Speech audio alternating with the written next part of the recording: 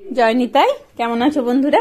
তো দেখো আজকে আমি প্রভুর ভোগ রান্না করেছি। তো ফার্স্ট আমি ঘি লেবু দিয়ে দিয়েছি, তারপর দিয়েছি আলু ভাজা, উচ্ছে ভাজা আর কুঁদরি ভাজা। তারপর উপর থেকে আমি ডাল দিয়ে দিচ্ছি। বেশি পরিমাণে দিচ্ছি না, কারণ গলে নিচ দিয়ে বেরিয়ে যায়। তো দেখো এরপর আমি কি রান্না করেছি। এটা করেছি কালো জিরে বাটা আর সর্ষে বাটা দিয়ে বেগুনের সুন্দরী। আমি এটা নাম দিয়েছি বেগুন সুন্দরী। তো দেখো আর আমি কি কি রান্না করলাম আজ প্রভুর জন্য দিয়ে দিলাম। এবারে রান্না করেছি আমি আলু দিয়ে পটল দিয়ে পোস্ত। তো দেখো আলু দিয়ে পটল দিয়ে পোস্ত করেছি। তো নিরামিষ রান্না অনেক পদ আছে, রান্না করতে জানলেই হয় শুধু। আর তোমরা কে কি নিরামিষ পদ রান্না করে প্রভুকে দাও আমাকে একটু জানিও। তো দেখো আজ করেছি কতগুলো রান্না প্রভুর জন্য।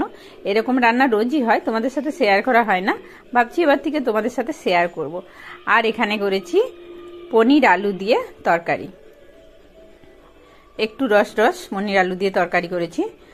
আর করেছি চাটনি। তো প্রায় আমার কমপ্লিট সাজানো। চাটনিটা দিলে আমি প্রভুর কাছে ভোগটা পৌঁছে দেব। রোজ স্নান সেরে এইরকম প্রভুর রান্না করতে হয় আমাকে। রান্না করে গোবিন্দকে সেবা দেওয়ার পর তারপর আমরা সবাই সেবা করি। তো দেখতেই পাচ্ছ আমার রান্না একদম কমপ্লিট। তো চলো এবার আমি গোবিন্দের কাছে ভোগের থালাগুলো পৌঁছে দিই।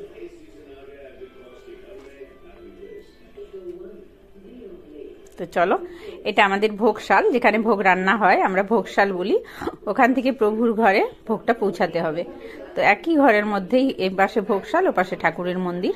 তো দেখো আমি ঠাকুরের কাছে পৌঁছে দিয়েছি। আর আছে দই, দইয়ের কৌটোগুলো খুলে দিলাম, এখানে তুলসী পাতা দিয়ে দিলাম। আর